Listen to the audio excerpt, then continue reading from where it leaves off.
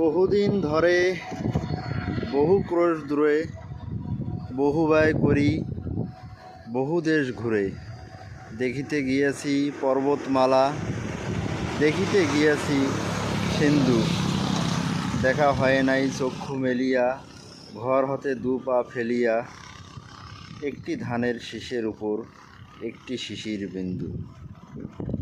আসলে রবীন্দ্রনাথ ঠাকুর এই কবিতাটা লিখেছিলেন। আমাদের চারপাশে যে এত সুন্দর প্রকৃতির অপরূপ দৃশ্য, যা আমরা কখনোই মনে অনুধাবন করতে পারি না। আমরা লক্ষ লক্ষ টাকা খরচ করে বিভিন্ন দেশে ঘুরতে যাই, আসলে আমাদের মাতৃভূমির এই সৌন্দর্যটুকু আমরা কোনোখানে দেখতে পাই না।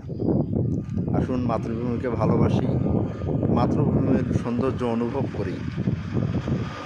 প্রকৃত সুখ শান্তি আমাদের মাতৃভূমিতেই পাওয়া যাবে।